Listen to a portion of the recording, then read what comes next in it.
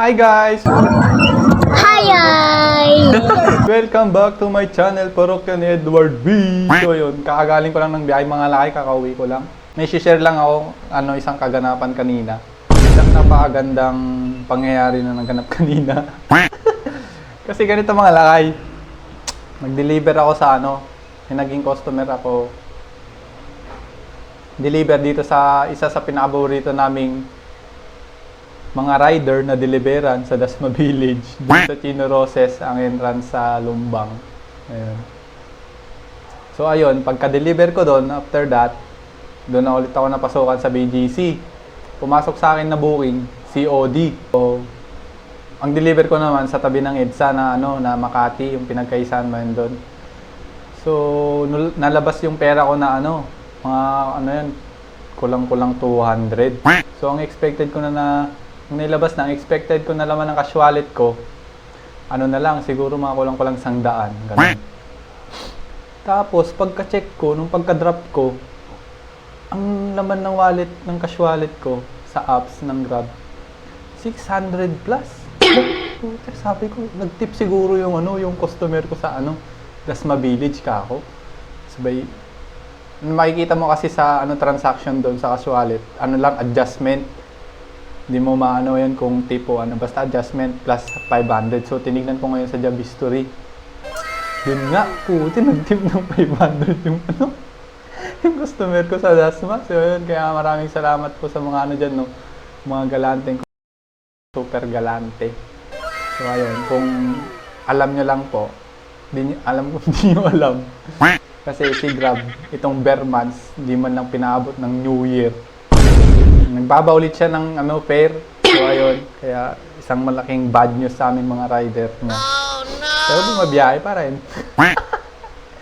So ayun na nga, shoutout sa customer ko dyan sa Dasma Village. Maraming salamat, sir. Kasi lalaki yun, yung ating pangalanan. Yung fare niya, 95 lang mula BGC hanggang doon sa kanila. Tapos plus 5 na spot bonus ni Grab, 100. Di ba? 5 times sa niya, yung tip niya, di ba? 5 ba? Bali 600. Huwag kayo iiyak. So ayun na nga mga lakay. Nung nalaman ko na yun, pabalik na sana ulit ako ng BGC pagka-drop ko yung COD ko na yung booking ko na COD. Balik na ako ng BGC sana, may pumasok ulit na booking, same street lang. Pan. So, nandun na ako sa pipick up nag-aantay sa gate. Biglang tumunog yung messenger, sila Labs. Sabi niya, "Bay, may laman yung Gcash mo. Pengen mo na ako 500. Kailangan daw ng kapatid niya." Putik na yan. Bigla ako ng lambot. Saktong-sakto sa tip, binigay ng customer. Yun. Ngayon, nireplyan ko siya. Tiwas, wala laman. Sabi ko, so wala naman talaga laman yung Gcash ko. So, habang nag-aantay ako dun sa merchant, parang naisip-isip.